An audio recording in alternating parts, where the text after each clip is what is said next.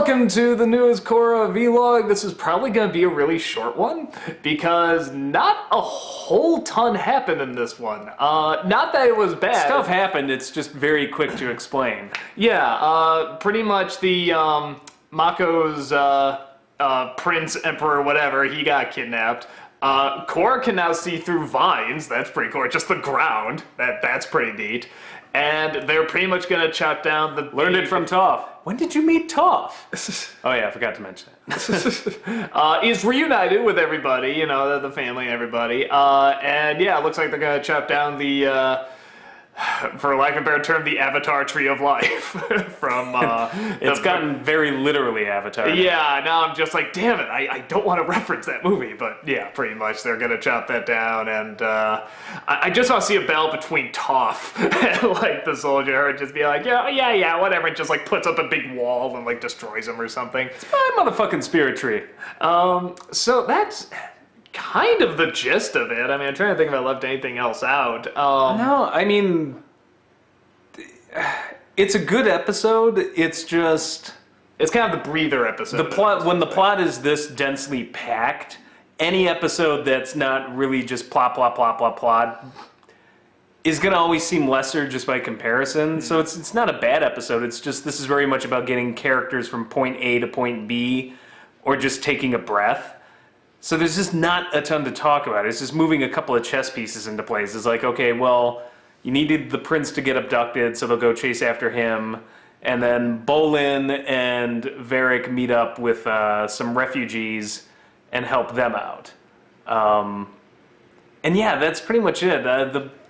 Not a lot of complaints. There's a couple of small things. The fight between Asami and Korra. It seemed a touch out of... came out of nowhere. Like, yeah. I don't mind if they have a fight, and I don't mind if Asami seems upset about stuff. It just was... there was no segue into that. It sort of came out of nowhere and resolved itself like, really quickly, too. So yeah, I'm seeing my father. Okay. What, do you think that's a good idea? How dare you think it's not a good idea? And I'm like, well, where did this come from? Like, I get that, you know, they may want to address that. It's just... it's almost like the plot is so densely packed that they had to just... have no way to segue into this fight, so it just burst out of nowhere at the dinner table there, and I'm like, okay, I guess they're upset at each other, and then that seemed resolved quick. So yeah, that came out of nowhere, and I think the only other thing is I feel bad for Mako because he got stuck with this guy, but at the same time... he didn't really do his job, did he? Yeah, the second he's like, I'm hitting the restroom, come follow me, he's like, no, and I was just like, well, I wonder what's going to happen. Yeah. I'm just like... that's not a good bodyguard, no matter how insufferable the douchebag is. At the very least, I mean, be outside the door, you know. I mean, this guy he does have people after him. It's kind of a legit reason for people to go after him. Yeah, if he was right outside the door, at least maybe you could hear him go like, ah! Yeah. Like, but, the big thing for me, I really like, I thought it was just really cool, an avatar that can, like, just put her hand to the ground and can just sense everything and sense where everybody is. I was just like, that's really cool, like, and it makes sense, you know, being totally off in the tree and everything. I thought that was a really cool it gave Korra a chance to be useful after getting her ass handed to her. Yeah, that's why I like too. It's kind of like this is something not only can she do, but it's not something that she was just kind of born with, or you know, like. Or even the other avatars were taught, it's just passed down to her. This was something that's like, it seems like something that's really hard to pick up. You know, Toph can do it because she's blind, you know, but it's one of those things where it's like, yeah, you put your hand out, you just sense where the person is. Like, that's impressive, you know, it's a really cool thing, and it's like, ooh, maybe that can be passed on to the next avatar or something like that. Like, that's a cool thing to... but I'm sure it'll come back if that tree's attacked. Maybe Korra will sense it. Yeah, that'd be interesting, actually. How are they gonna cut down that giant thing? I'm so curious about that. Chainsaws. Really big chainsaws. Yes, but then Chuck Norris will come in, stop it with his hand. You know, even if it's huge, he'll still just stop it with his little hand. So, yeah, I think the only other thing which I thought was cool was... Bolin having a lot of redemption for Bolin. I feel like he's finally come into his own. Like, you know, he admits straight up, it's like, all right, we both got tricked by this person. Like, now it's time for us to step up. And when he needs to, he really does. Because the last time they got screwed because Varric got caught. But this time Bolin, like, unleashes the lava and goes to town. And then Varric pitches in by shutting the mechas off. Somebody pointed out on my public Facebook. I was like, no love for Varric. I was, yes, he shut the mechas down. That's awesome. No love for Varric. I love Varric. I know. All we've done is praise the hell out of Varric. You don't Varric. mention him once. You're like, how dare you? But That's like one of my favorite characters.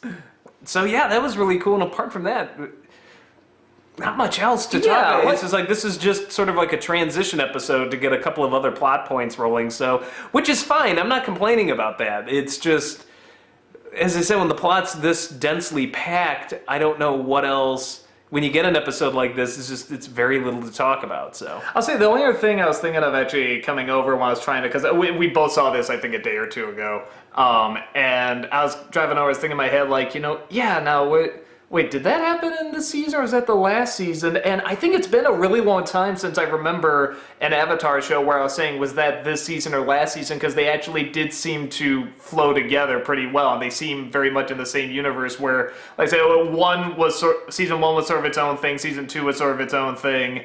In some ways a repeat of season 1. And this one, it's like, yeah, even though they had different villains, they both kind of came to a close. There is the sense that they do connect much more. And it could be because they're playing them, like, right after each other. I mean, season 4, we just launched right into that after 3. But yeah, I do kind of like that. Yeah, it's 3 and 4. Yeah, I kind of remember, 3 and 4 seem connected because there's way more of a addressing of the consequences from season 3. We didn't get that as much with season 2. It's like, it's about spirits, it's about change, and then I don't feel like they ever went very far with it. I feel like there's more dealt with that now with using the spirit vines and Asami rebuilding the whole city with the roads. I love that. It's like, take this road. No, take this one. I rebuilt this damn So, yeah, no, it was still good. I mean, there's nothing wrong with it. I think it, like you said, it's just the breather episode. Just one to catch your breath and go, okay, whew. Now back to the action, back to the big stuff. So, yeah, that's about it. We'll see you at the next one. Take care.